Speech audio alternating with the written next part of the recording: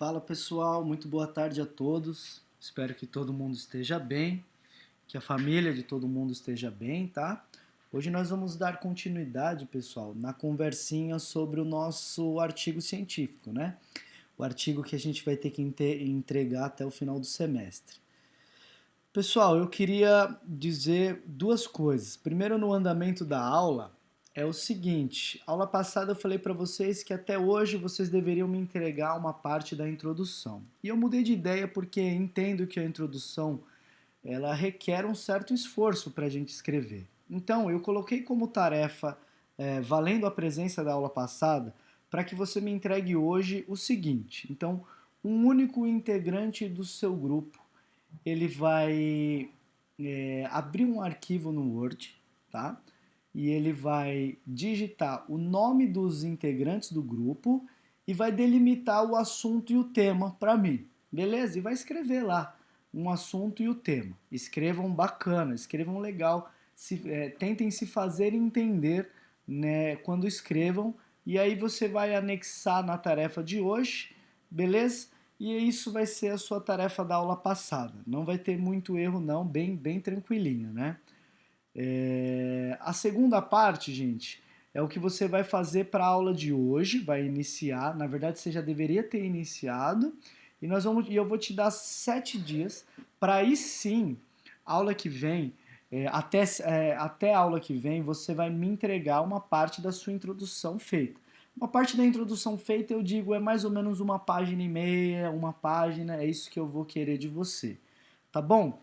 Então, pessoal, dá uma olhada aqui, ó. Se eu for, opa, perdão. Se eu for aqui na minha aula, então eu vou ter as instruções para a aula de hoje. Essa é a tarefa que chama definição de assuntos e temas. É aqui que você vai anexar o assunto, o tema, o nome dos integrantes do grupo. Vale lembrar que eu só quero que um integrante do grupo escreva. Não tem necessidade de eu receber um monte de arquivos iguais, tá? Outras coisas.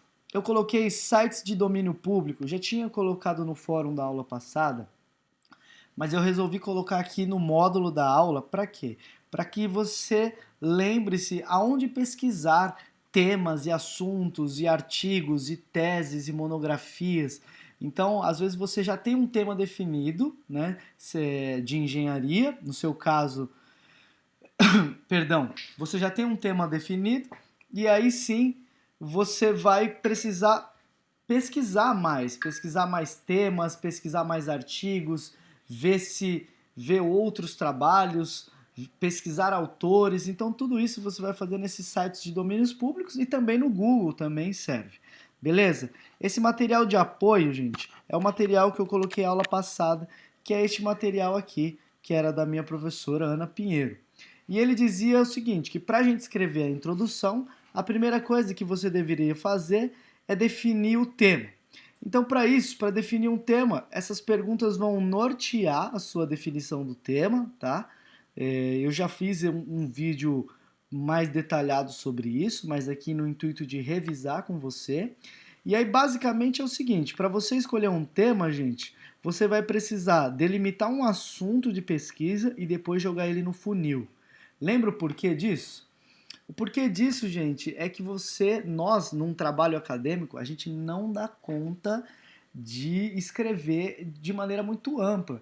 Então, imagine que eu queira escrever um problema de engenharia no Brasil todo. Gente, eu precisaria de dados de todos os estados, de todas as cidades, dados que às vezes eu não tenho acesso. Então, o seu tema de pesquisa ele tem que ser focado, ele tem que ser focalizado em algo. Para quê? Para que você dê conta de achar informações sobre o seu tema. Vale lembrar algo muito importante. O seu trabalho, esse de primeiro semestre aqui, o seu trabalho do PI, ele vai ser baseado em revisão de literatura. O que isso significa? Que, por enquanto, eu não quero que você escolha um tema e um assunto que você vai precisar fazer um experimento, que você vai precisar ir para o laboratório, até porque nós estamos em quarentena. E na quarentena você não vai poder sair, pelo menos não é indicado, né? Pelo menos não é indicado pela OMS, pelo Ministério da Saúde. Então, o que nós vamos fazer? Apenas revisão de literatura. O que é revisar literatura? Basicamente, encontrar autores, artigos, teses, monografias, dissertações, trabalhos acadêmicos em geral que vão falar do seu assunto. E aí você vai fazer um apanhado de todos esses artigos e teses e monografias que você encontrou e vai escrever o seu trabalho dizendo quais autores concordam com quais, o que eles querem dizer, se um contradiz o outro, e você vai ter que fazer uma leitura dialogada entre os autores que você escolher para fazer a sua pesquisa, tá? Uma outra coisa que eu expliquei aula passada para vocês é que a nossa opinião ela não tem validade no meio técnico acadêmico. Então você vai precisar embasar o que você falar, qualquer coisa que você falar, você vai precisar embasar em autores que já publicaram, em livros, em teses, em dissertações, em artigos científicos publicados, em revistas, em manuais, e aí sim você vai ter um tema legal, um trabalho bem feito. Por quê? Porque daí você baseou em autores que já estudaram esse tema, tá bom? São raríssimos os casos de você encontrar um tema em que não há literatura sobre isso, tá? É muito raro mesmo. Provavelmente o que você pensar, muito provavelmente alguém já estudou, alguém já falou algo sobre, e você vai precisar ir atrás desses autores. É por isso que eu coloquei aqui, ó, esses sites de domínio público, para você procurar os autores, os papas, né? Quando eu falo os papas, é a sumidade maior do assunto ou do tema que você está querendo dizer. Você vai precisar ir atrás deles, tá? Desses autores, e é através desses sites que você vê. Vale lembrar uma dica bem importante. Às vezes você pegou um artigo científico que tem um tema bem parecido com o que você quer escrever. Sabe como busca referências boas? Vai nas referências do artigo que você viu e ele vai citar um monte de outras pessoas. E aí você vai nessas pessoas e vejam quais elas citaram. E esse exercício faz com que você veja quem são os papas do tema e do assunto que você escolheu. Beleza? Isso é muito importante, gente, porque se você pegar uma definição de um autor qualquer, ela não vai ter validade nenhuma. Tá bom? Bom, continuando aqui, ó, você vai ter então o assunto e o tema, lembrando que o tema ele é focado, ele não é aberto, ele é detalhado, mas ele tem um único ponto de abrangência, você não pode pegar o Brasil todo, igual eu tinha falado, tá bom? Bom, para escrever, gente, basicamente é o seguinte, a introdução, você vai precisar contar ao leitor a contextualização do seu trabalho. Então, lendo sua introdução, eu vou precisar entender qual é o tema e qual é o assunto do seu trabalho ao ler a introdução. Vale lembrar que, dependendo do seu tema, você vai ter algumas definições, algumas palavras-chave que você precisa explicar para o autor. Então, dá uma olhada nesse exemplo que a gente tinha, ele falava sobre redução de arraste, ó. Redutores de arraste era o tema. Então a primeira coisa que ele fez aqui é a definição de redutor de arraste, de redução de arraste. Por quê? Porque isso contextualiza o tema e o assunto para o leitor. O leitor ele vai partir para o seu trabalho conhecendo as premissas básicas e entendendo um pouco já do seu assunto, contextualizando, já sabendo do contexto do seu assunto, sabendo aonde você quer estudar isso, se é no Brasil, se é no mundo, qual é o problema disso tudo. Tá bom, gente? Então a introdução você vai precisar, nessa uma folha e meia, contar pra gente. Para isso, você vai pegar autores, você vai ter que ir lá fazer pesquisa e ver autores que escrevem sobre o tema que você escolheu. Vale lembrar que para reafirmar a sua introdução, você pode usar gráficos, você pode usar o que você quiser de instrumentos que vão enriquecer o seu trabalho, tá bom? Então, gente, a sua introdução vai delimitar o assunto, contextualizar o tema de pesquisa, mas ela não vai entregar os objetivos já direto, ela não vai entregar a justificativa, ela não vai entregar a metodologia. Nesse primeiro ponto, nós vamos situar o leitor, tá? De qual tema nós vamos falar, definir os temas básicos, as premissas mais importantes, e aí sim a gente pode partir para o segundo estágio, tá bom? Então, introdução é isso. você vai ter uma tarefa muito árdua até essa semana que vem, de escrever pelo menos uma parte dessa introdução. E aí, aula que vem, eu vou abrir uma videoconferência com vocês e eu vou ler todos os trabalhos que vocês entregarem e nós vamos debater eles. Eu vou dizer, aqui está bem escrito, aqui está mal escrito, reorganizem essas ideias, não dê a sua opinião, busque um autor para isso e eu vou tentar direcionar vocês nesse trabalho acadêmico aí. Beleza, pessoal? Então, é mais ou menos por aí, tá? Aqui continua o exemplo, tá?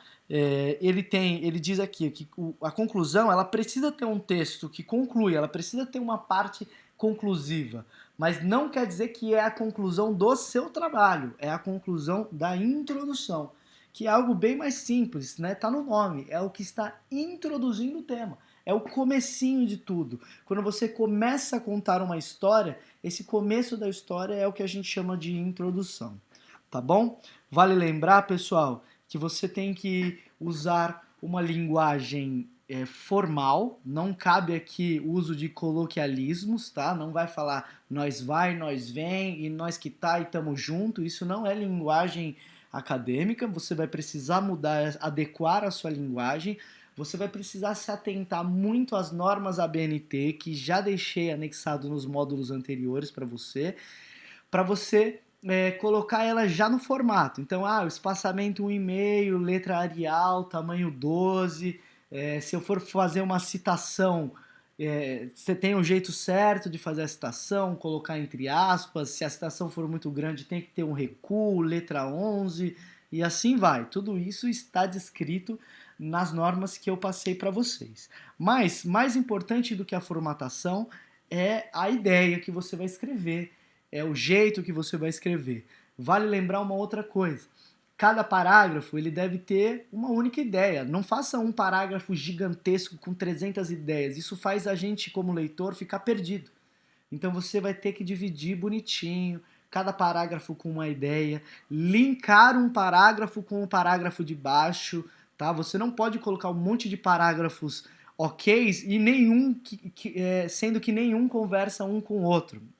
Não sei se eu me fiz claro, mas eu quero dizer o seguinte, se você escrever o parágrafo número 1 e o parágrafo número 2, o parágrafo número 2 ele tem que conversar com um de alguma maneira, ele tem que ter uma ligação. Tá? São assuntos diferentes entre parágrafos, mas ele tem que ter uma ligação. Não é para você pegar recorte e cole de vários autores e colocar no parágrafo 1, autor 1, parágrafo 2, o segundo autor, parágrafo 3. Não, você precisa fazer com que esses autores conversem. Então, em que ponto eles concordam, em que ponto eles discordam, tudo isso faz parte da sua escrita, tá bom, pessoal? Então, isso eu já tinha feito na aula anterior, um vídeo falando da introdução, mas eu estou te dando mais 7 dias, porque provavelmente você não terminou a sua introdução, e para que você deixe ela redondinha. Aula que vem eu vou ler todas e nós vamos discutir através de uma conferência. Então, aula que vem eu queria muito que todos vocês participassem da conferência. Para quê? Para que você escute as dicas que eu vou dar para os outros grupos. Às vezes essas dicas podem servir para vocês também, tá bom, gente? Vai ser mais ou menos por aí. Na aula de hoje também, pessoal, eu vou abrir um fórum e vou abrir uma conferência também para a gente conversar e discutir sobre os temas e assuntos que vocês escolheram, tá? Beleza, pessoal? Então é mais ou menos por aí. Vou reforçar que o trabalho de vocês não é laboratorial, não é estudo de caso, não é entrevista. O trabalho de vocês ela é no computador, nos livros e em bibliotecas. Chama-se trabalho de revisão de literatura, tá bom? Então, pessoal, por hora é só. Tenham um bom trabalho, né, ao longo da semana. Me coloco à disposição para ajudar vocês, vai ser um prazer ajudar. O que eu puder ajudar, eu vou estar aqui, tá bom? Auxiliando. Então, um grande abraço, tenha uma ótima noite. Abraços, tchau, tchau.